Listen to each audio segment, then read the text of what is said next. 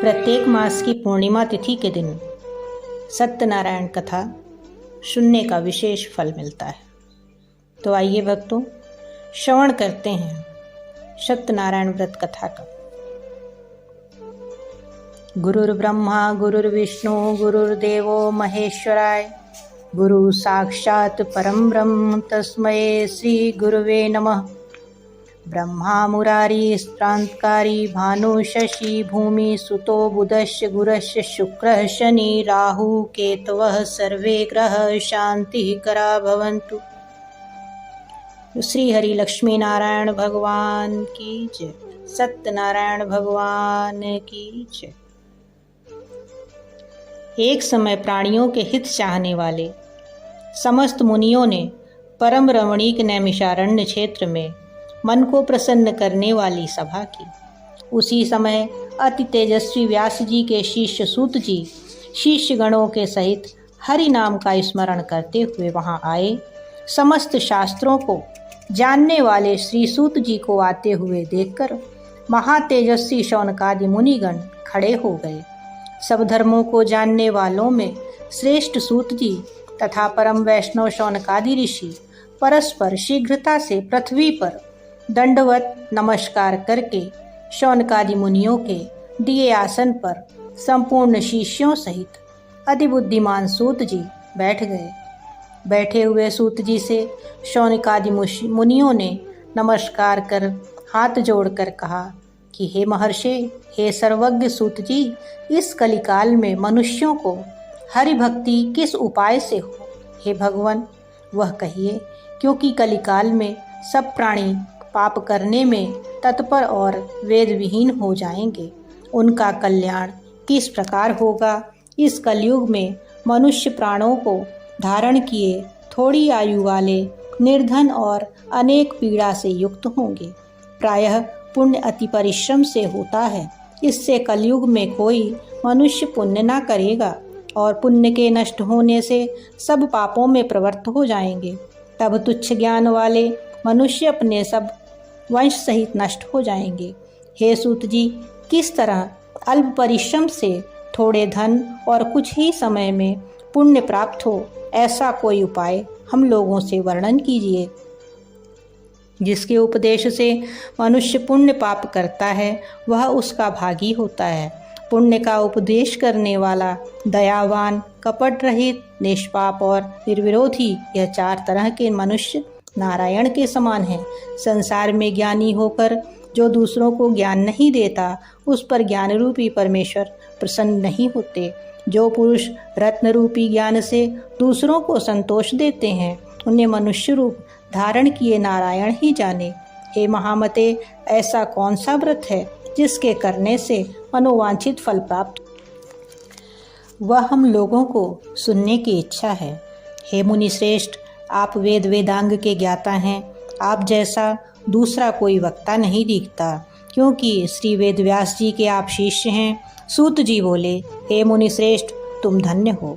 तुम ही वैष्णवों में अग्रगण्य हो, कारण कि सब प्राणियों का तुम सदैव हित चाहते हो।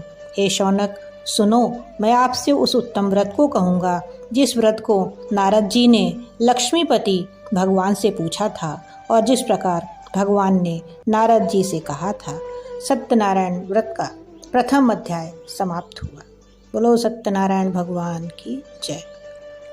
दूसरा अध्याय प्रारंभ होता है।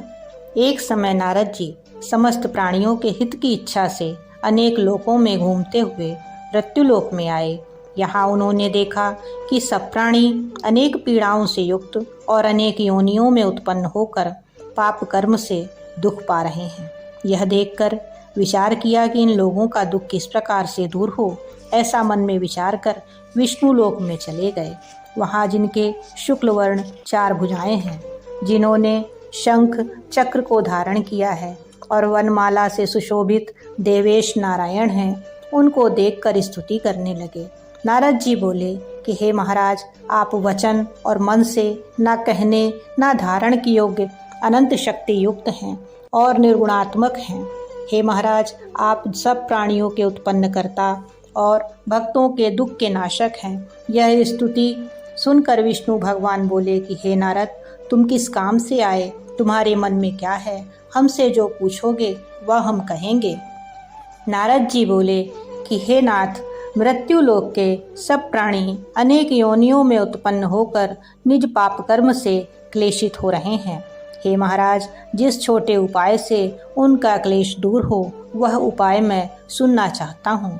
भगवान बोले, समस्त जनों पर कृपा कर तुमने बहुत अच्छा प्रश्न पूछा है, जिसके करने से मनुष्य मोह से छूट जाए। मैं ऐसा उपाय कहता हूँ, सुनो। हे नारद, जो व्रत तीनों लोकों में अति दुर्लभ है वह आज आपके कहने से प्रकाशित कर रहा हूँ।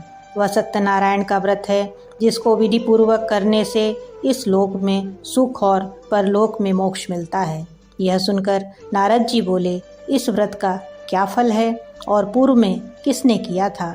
किस समय यह व्रत करना चाहिए? आप विस्तार पूर्वक कहिए। भगवान ने कहा कि इसके करने से दुख शोकादि का नाश होता है, धन धान्य की वृद्धि और संतति की प्राप्ति तथा सर्वत्र विजय की प्राप्ति होती है। इस व्रत में मनुष्य भक्ति श्रद्धा युक्त किसी भी दिन सायंकाल में सत्यनारायण की पूजा करे और भाई बंधु तथा ब्राह्मणों के साथ धर्मयुक्त 1.25 सेर उत्तम नैवेद्य भोग लगावे। केले का फल, दूध, घी और गेहूं का चूर्ण लावे। गेहूं का चूर्ण ना हो तो चावल का चूर्ण, खांड अथवा गुड़ मिलावे। 1.25 पाव अथवा 1.25 सेर के हिसाब से मिलाकर भक्ति से सत्यनारायण को नैवेद्य लगावे। बांधवों के साथ कथा सुनकर ब्राह्मणों को दक्षिणा दे। श्री सत्यनारायण के प्रसाद को अपने भाई बंधुओं के साथ खाकर रात्रि में नृत्य गीतादि करें।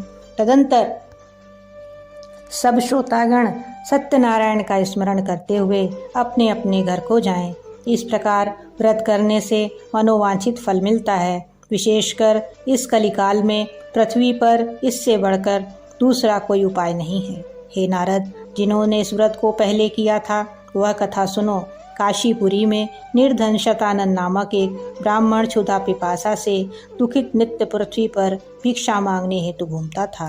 ब्राह्मण प्रेमी भगवान नारायण ने दुखित ब्राह्मण को देखकर बूढ़े ब्राह्मण का रूप धारण कर अति आदर से पूछा, हे विप्र, किस कारण पृथ्वी पर आप नित्य घूमा करते हैं? यह हमारी सुनने की इच्छा है। यदि आपकी इच्छा हो तो कहिए। ब्राह्मण बोला, मैं अत्यंत दरिद्र हूँ, भिक्षा के लिए पृथ्वी पर भ्रमण करता हूँ। यदि आप कुछ जानते हो तो कृपा कर पूर्ण रूप से कहिए।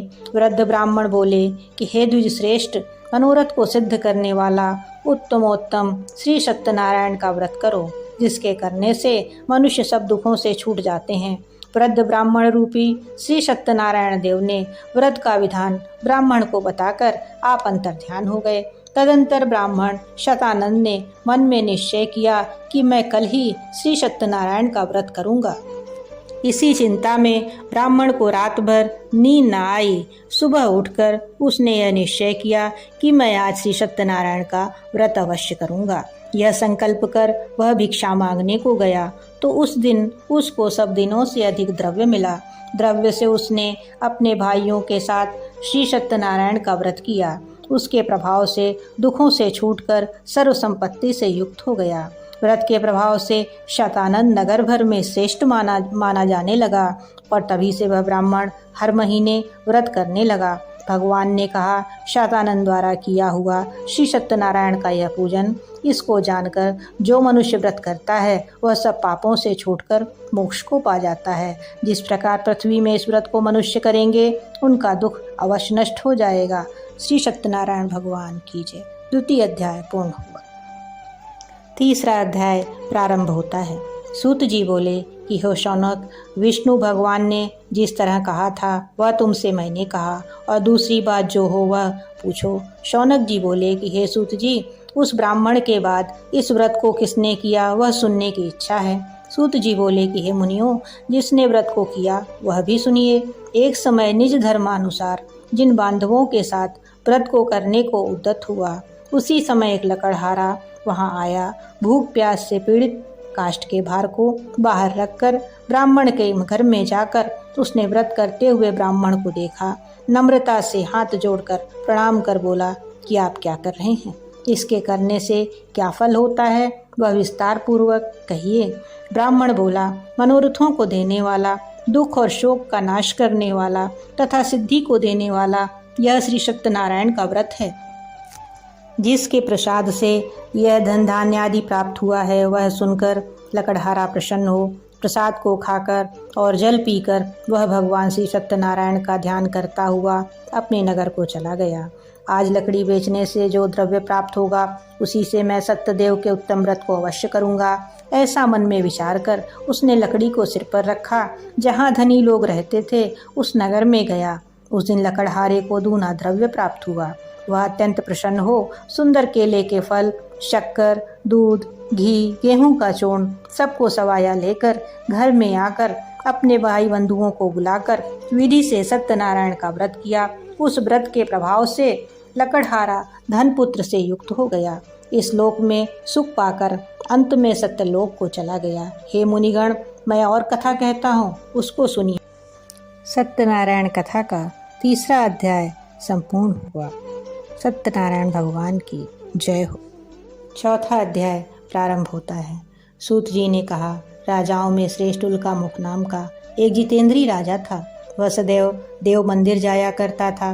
वह ब्राह्मणों को नित्य धन देकर संतुष्ट किया करता था। उसकी कमल के सदृश मुख वाली प्रमुग्धा पत्नी थी। वह अपनी स्त्री के साथ भद्रशिला नदी के तट पर सत्यदेव का व्रत करता था। उसी समय वहाँ एक बनिया आया। वाणिज्य के लिए बहुत धन से परिपूर्ण नाव को नदी के तीर पर लगाकर आप तट पर उतर गया।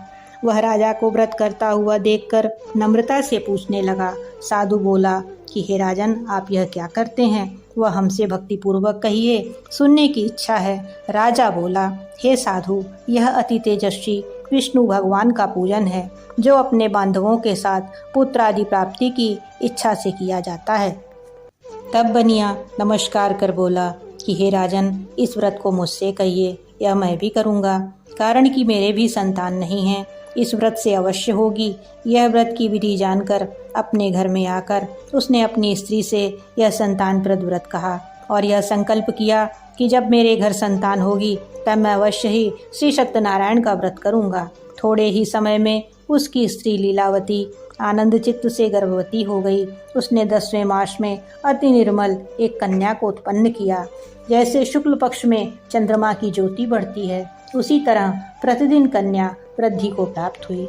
अपनी स्त्री के साथ बनिया ने कन्या का जातकर्म कर कलावती नाम रखा। एक दिन लीलावती अपने स्वामी से मधुर वचन बोली कि पहले का संकल्पित व्रत आप क्यों नहीं करते? साधु बोला कि हे प्रिय, इसके विवाह के समय मैं इस व्रत को अवश्य ही करूँगा। इस प्रकार स्त्री को समझाकर वह बाहर चला गया। इधर कलावती पिता के घर पर नित्य बढ़ने लगी। एक दिन धर्मज्ञ साधु बनिया ने सखियों के साथ खेलती हुई लड़की को विवाह के योग्य देखकर दूतों को बुलाकर कहा, विवाह के निमित्त कन्या के लिए योग्य वर खोज कर ले आओ। साधु की आज्ञा पाकर दूत कंचन नगर में गए। उस नगर में एक वाणिक पुत्र को लेकर साधु के पास आए। उसने सुंदर गुणयुक्त लड़के को देखा। जाति भाइयों के साथ प्रसन्न चित्त हो विधान पूर्वक अपनी कन्या का उस वाणिक पुत्र के साथ विवाह कर दिया। अभाग्यवश विवाह के समय भी उस व्रत को साधु भूल गया। तब सत्यनारायण देव क्रोधित हो गए। कुछ दिन बाद निज कर्म में अति चतुर साहूकार व्यापार की इच्छा से अपने दामाद को लेकर समुद्र के निकट रत्नासार नामक नगर में जाकर व्यापार करने लगा। इसी समय श्री सत्यनारायण स्वामी ने राजा को प्रतिज्ञा से भ्रष्ट देखकर उसको श्राप दिया कि तेरे ऊपर बड़ा भारी दुख पड़ेगा। उसी दिन चोरों ने राजा के धन को चुराकर अपने पीछे देखते हुए साधु की दिशा को चले। दौड़ते हुए राजा के दूतों को आता हुआ देखकर डरकर धन को यहाँ ही रखकर आप छिप गए। राजा के दूतों ने साधु के निकट आकर राजा के धन को देखा तो साधु को बांधकर आनंद चित्त हो राजा के निकट ले जाकर बोले कि हे राजन, 2 चोर लाए हैं, उनको देखकर आज्ञा दीजिए। राजा ने साधु को देखकर अविचार से आज्ञा दे दी।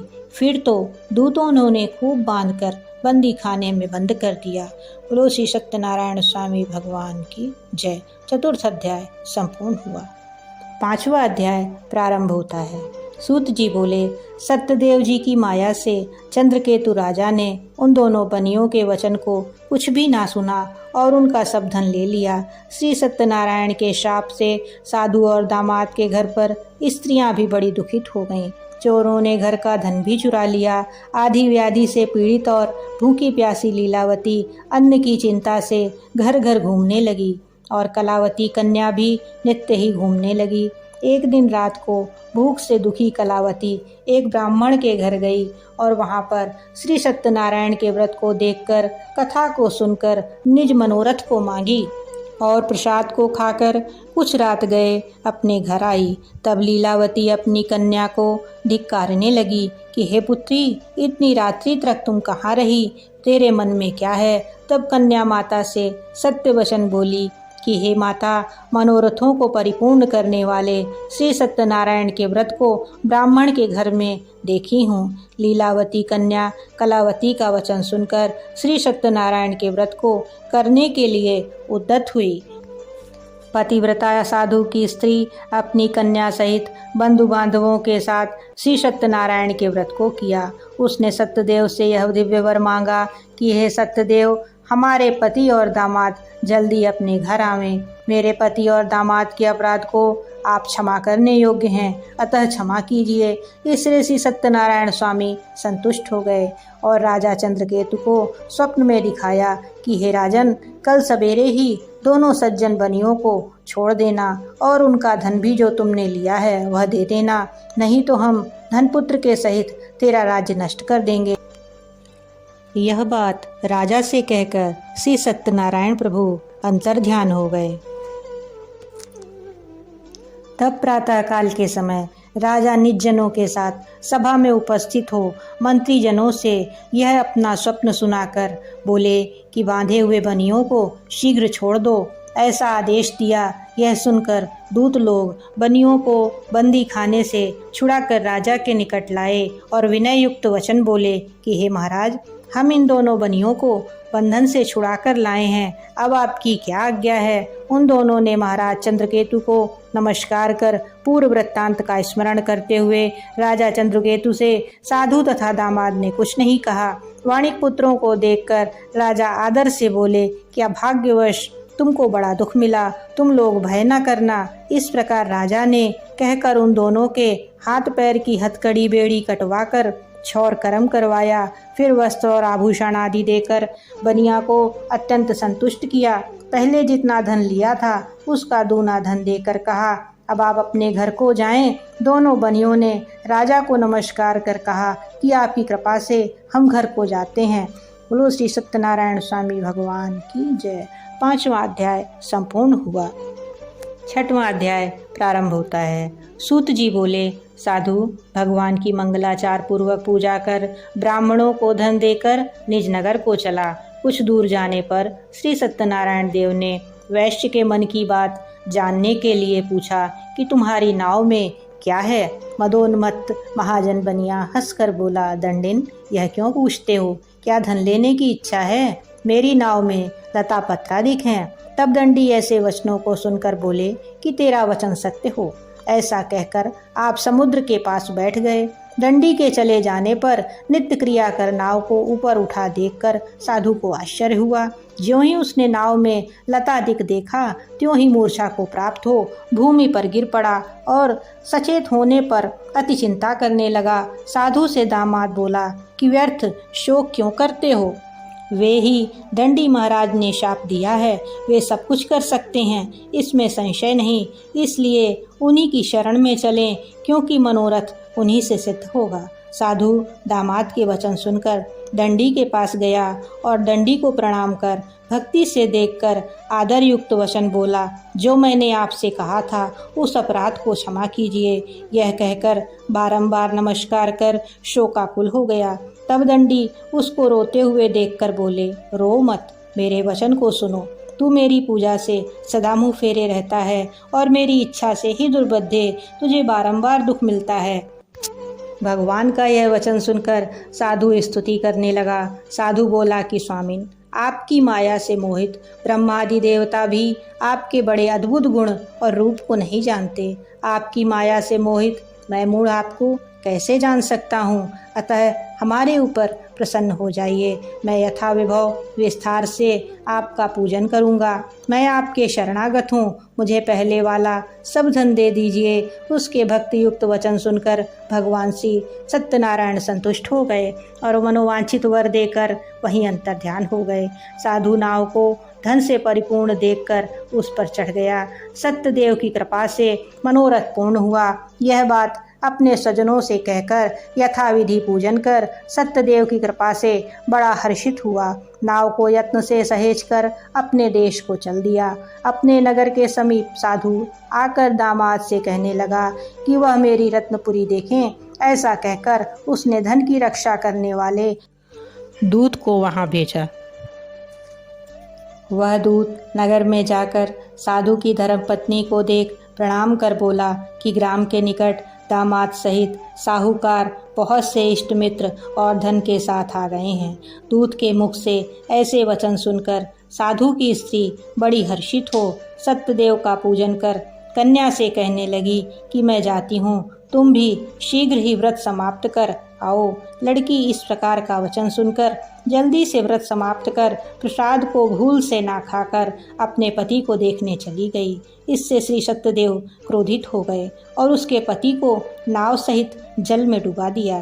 कलावती कन्या अपने पति को ना देखकर बड़े शोक से रोती हुई भूमि पर गिर पड़ी। साधु ने कन्या को अति दुखित देखकर डरे हुए मन से कहा कि यह क्या हुआ, और नाव चलाने वाले भी चिंता करने लगे। तब लीलावती कन्या को अति दुखी देखकर अति विभल होकर रोने लगी और अपने पति से कहने लगी कि इसी क्षण नाव के साथ वे कैसे अलक्षित हो गए। ना जाने किस देवता के अनादर से नौका जल में नहीं दिख रही है। श्री सत्यदेव के महात्म को कौन जान सकता है। यह कहकर वह अपने जनों के साथ विलाप करती हुई कन्या को गोद में लेकर रोने लगी और कलावती भी स्वामी को ना देखने से अति दुखित हो पति की पादुका लेकर सती होने की इच्छा करने लगी। कन्या का यह चरित्र देखकर धर्मज्ञ साधु बनिया स्त्री के साथ अत्यंत शोक से युक्त होकर विचार करने लगा कि मैं सत्यदेव की माया से बारंबार छला गया हूँ। अब यथाविभव श्री सत्यनारायण का पूजन करूँगा। इस प्रकार सबको बुलाकर कहने लगा और पृथ्वी पर गिरकर साष्टांग दंडवत किया। इसी पर दीनों के पालन करने वाले श्री सत्यनारायण भगवान संतुष्ट हो गए। भक्तवत्सल श्री सत्यदेव जी की कृपा से आकाशवाणी हुई कि तुम्हारी कन्या प्रसाद को त्याग कर पति को देखने चली आई है। इसी कारण इसका पति अदृश्य हो गया है। यदि यह पुनः घर जाकर प्रसाद भक्षण कर आएगी तब पति को निसंदेह पावेगी। कन्या ने यह आकाशवाणी सुनी, शीघ्र ही घर जाकर प्रसाद को भक्षण कर अपने पति को देखा। तब कलावती संतुष्ट होकर अपने पिता से कहने लगी कि अब शीघ्र ही घर को चलिए, विलंब ना करिए। कन्या के वचन सुनकर साधु दामाद सहित संतुष्ट होकर धन और बंधुओं के साथ अपने घर को गया। उस दिन से वह हर महीने और संक्रांति पर विधि पूर्वक सत्यदेव की पूजा करने लगा। इस तरह सुख प्राप्ति का वह अंत में सत्यदेव के लोक को चला गया। फिर सूत जी कहने लगे कि हे मुनिश्रेष्ठ, मैं आपसे एक कथा और भी कहता हूँ। इस प्रकार 6वां अध्याय संपूर्ण हुआ। बोलिए श्री सत्यनारायण स्वामी भगवान की जय हो। 7वां अध्याय प्रारंभ होता है। सूत जी बोले, प्रजा पालन में तत्पर एक त्वंगध्वज नामक राजा था, जिसने श्री सत्यदेव के प्रसाद को त्यागने से अति दुख पाया। एक दिन उसने वन में जाकर मृगादि अनेक पशुओं को मारा और फिर आकर वट वृक्ष के नीचे श्री सत्यदेव का पूजन भी देखा, जिसको गोप गण लोग बंधु बांधव युक्त संतुष्ट चित्त से करते थे। अहंकार से राजा ना तो वहां गया और ना उसने श्री सत्यदेव को प्रणाम ही किया। जब वे गोपगण राजा को प्रसाद देने गए तो राजा ने प्रसाद नहीं लिया। तब वे गोपगण वहीं पर प्रसाद को रखकर चले आए। राजा ने प्रसाद का अनादर किया। इस तरह का अनादर करने से उसने बहुत दुख पाया। उस राजा के 100 पुत्र थे, वह भी मर गए और धन धान्य भी नष्ट हो गया। तब राजा ने अपने मन में विचार किया कि इसी सत्यदेव ने ही धन नष्ट कर दिया है, इसलिए मैं वहाँ वापस जाऊँ जहाँ पूजन होता देखा था। यह विचार कर पुनः वह वहाँ पर गया और अहीरों के साथ भक्ति श्रद्धा युक्त होकर सरल विधि से उसने श्री सत्यदेव का पूजन किया। तब सत्यदेव के प्रसाद से धन पुत्र आदि युक्त हुआ और इस लोक में सुख पाकर अंत में सत्यलोक को गया। जो प्राणी अति दुर्लभ इस सत्यदेव के व्रत को करता है और भक्ति युक्त होकर पवित्र फल देने वाली कथा को सुनता है, उसकी इसी सत्यदेव के प्रसाद से धन धान्यादि प्राप्त होते हैं। दरिद्र धन पाता है, कैदी छूट जाता है, भर्यार्थ जो हैं भय से छूट जाते हैं और इसमें कोई संशय नहीं है। इस पुनीत व्रत को करने से प्राणी सदा सुख पाकर अंत में सत्यदेव के लोक में जाते हैं। श्री सूत जी कहते हैं कि विप्रों, मैंने श्री सत्यनारायण के व्रत को आप लोगों से कहा, जिसके करने से मनुष्य सब दुखों से छूट जाता है। विशेषकर श्री सत्यदेव की पूजा कलिकाल में फल देने वाली है। उन्हीं को कोई काल, कोई सत्य, कोई परमेश्वर, कोई सत्यनारायण और कोई सत्यदेव कहेंगे। सत्य रूपी श्री विष्णु सनातन कलयुग में अनेक रूप धारण कर सबको मनोवांछित फल देने वाले होंगे। हे मुनि श्रेष्ठ, जो प्राणी इसको पढ़ता या सुनता है उसके सभी पाप सत्यदेव के प्रसाद से नष्ट हो जाते हैं, इसमें कुछ भी संशय नहीं है। लो श्री सत्यनारायण भगवान की जय हो। 7वां अध्याय पूर्ण हुआ। कथा के पश्चात हवन और आरती करना शुभ माना जाता है।